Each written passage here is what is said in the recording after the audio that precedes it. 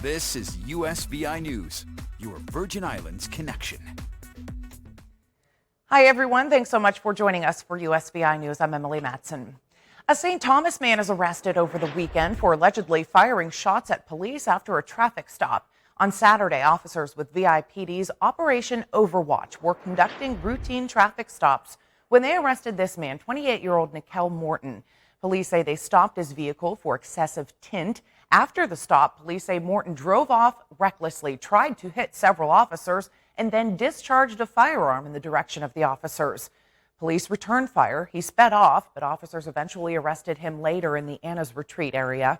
He's facing lots of charges, including attempted murder and assault.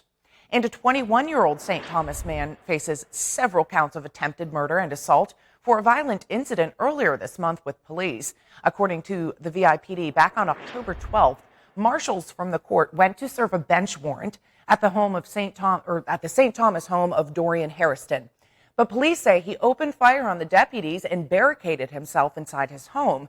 After a short standoff with local and federal law enforcement, Harrison was eventually arrested without incident when he tried to run from his estate Solberg home.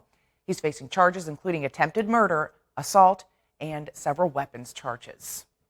The Virgin Islands Police Department will host a trunk or treat Halloween event this coming weekend. VIPD, in conjunction with the partners you see on your screen here, are hosting a trunk or treat Halloween event for the families of the USVI. It's a free event that provides Virgin Islanders with a great opportunity to ensure kids have a fun and safe way to celebrate Halloween this year, and of course meet some police officers while doing so. Trunk or treat will take place simultaneously on both St. Thomas and St. Croix on Sunday, October 30th, from 2 o'clock in the afternoon until 6 p.m.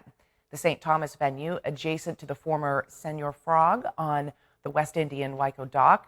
And then on St. Croix, it's going to take place at the Kmart West parking lot. More than 12,000 Virgin Islands students qualify for President Biden's student loan relief plan. But for now, that plan is on pause. An appeals court has temporarily halted the student relief program. Deborah Alfarone has more details from the White House. The Eighth Circuit Court of Appeals has temporarily issued a stay of President Biden's student debt forgiveness program, which temporarily stops the government from discharging student loan debt. The emergency motion was brought by the attorney generals in Missouri and Nebraska, who claim the forgiveness will temporarily harm the state's loan programs. The ruling comes as President Biden touted his administration's student debt relief plan at Delaware State University, a historically black university in his home state. Our student loan plan lowers costs for Americans as they recover from the pandemic to give everybody a little more breathing room. Applications are already pouring in by the millions as Americans race to sign up for student loan forgiveness. 40 million Americans may be eligible to have $10,000 to $20,000 in federal student loan debt wiped clear. Not a dime will go to the top 5% of incomes, period. It goes to people who really need it. Forgiving student loan debt will cost the nation roughly $400 billion over the life of the program. Republicans are using that price tag to bash Biden and Democrats on the campaign trail. We need to stop spending money that we don't have. The runaway spending is one of the reasons why we have inflation. There are more legal challenges to the president's order still making their way through the courts. According to the Biden administration, 7,800 USVI student loan borrowers are eligible for debt relief from student loans, and 4,700 Pell borrowers in the territory are eligible for Pell Grant debt relief. So we'll keep you posted on what happens with the relief program as it develops.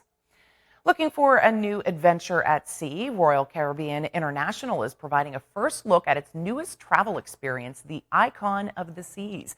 The cruise line says the ship will top any trip it has ever done before and will provide a perfect family getaway. The company says some of the cool amenities on board include the largest water park at sea, 7 swimming pools, each one with a different theme, plus unparalleled views of the ocean.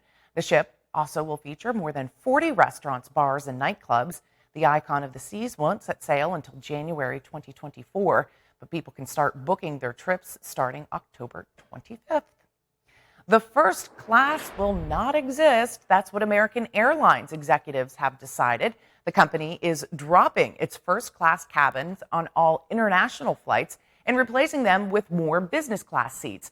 The move was announced last week in response to customer demand, with the company's chief commercial officer saying more business class seats is, quote, what our customers most want or are most willing to pay for.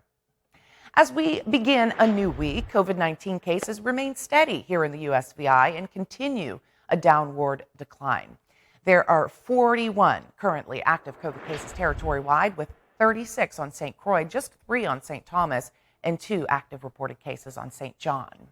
In other health news today, this Breast Cancer Awareness Month at USVI News is helping to raise awareness. A Black woman is twice as likely to die from breast cancer before the age of 50 as a white woman. That's according to the director of the Yale Cancer Center. He said that startling statistic could be caused by a number of different factors, but the largest, he says, is the disparity in breast cancer treatment.